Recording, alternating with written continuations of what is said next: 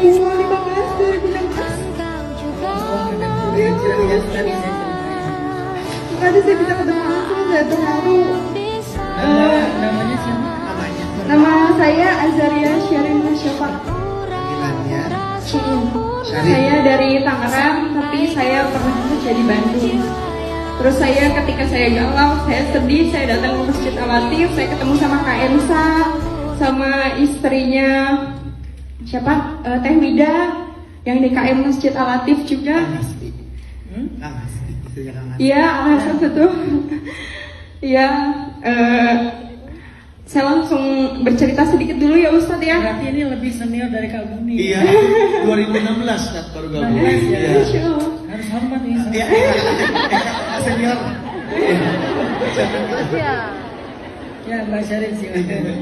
Begini Ustadz, sebelum saya bertanya, saya bukan orang yang baik, saya masih fakir ilmu juga, saya bukan manusia yang baik ya di sini. Saya di latar belakangnya saya ini anak broken home. Saya didiagnosa bipolar tipe 2, sampai pernah dirawat di Bandung itu di salah satu panti rehabilitasi mental.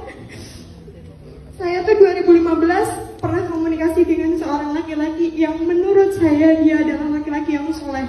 Kenapa saya memandang dia soleh? Karena dia taat kepada kedua orang tuanya, membiayai kedua orang tuanya, sayang kepada saudara-saudaranya, sampai akhirnya dia itu ketemu sama saya di 2021. Terus dia datang ke ibu saya, 3 bulan kami saling mengenal. Dia datang ke ibu saya melamar, dan pada saat itu dia bilang seperti cerita Ustaz Hanan, suami saya tidak memiliki apa-apa Ustaz. Dia datang hanya ingin melamar saya untuk menunjukkan keseriusannya. Dia melamar saya, akhirnya proses perjalanan itu sampai kepada lamaran, terus saya menikah, dan saya sempat batal menikah Ustaz di 2 Februari 2022. Qadarullah, setelah saya batal menikah, saya datang ke Masjid Al-Latif. Saya menangis, saya qiyamul lail. Di 10 malam terakhir saya berdoa menyebut nama laki-laki yang menjadi suami saya. Dan qadarullah 2 Juli 2022 saya menikah dengan dia. Saya minta dihadirkan seorang anak di antara kami, anak laki-laki yang sekarang saya beri nama Ahmar Gaza Hairuman. Kenapa saya beri nama Ahmar Gaza? Karena anak ini adalah sumber kekuatan saya.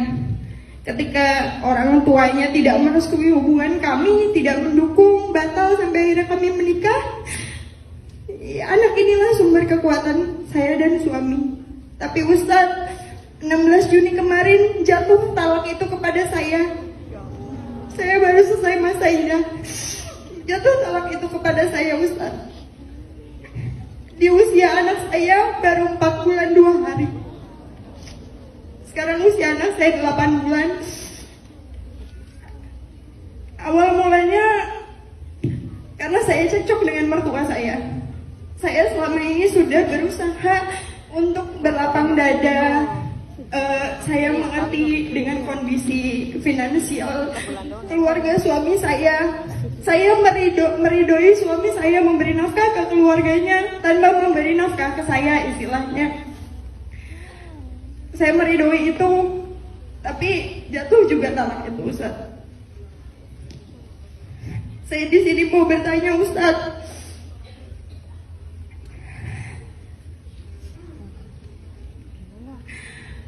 apakah saya berdosa Ustaz melawan mertua saya atau yang mencampuri rumah tangga saya? Apakah benar menceraikan istri demi ibunya itu benar akan mendapatkan surga Firdaus? Dan apakah mantan suami saya tidak berdosa meninggalkan istri dan anaknya, yang mana anak tersebut masih membutuhkan kasih sayang anaknya?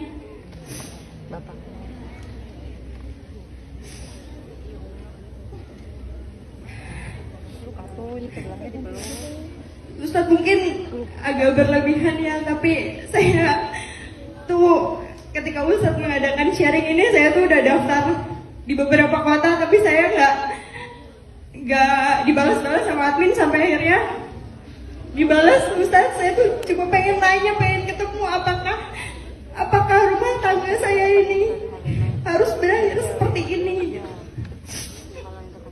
Sedangkan anak saya tuh sekarang jadi lebih emosional, tantrum karena udah jarang ketemu sama abinya kan. Tapi saya tetap ngebuka komunikasi, saya berusaha untuk co-parenting bareng sama mantan suami saya karena saya memikirkan anak saya. Saya juga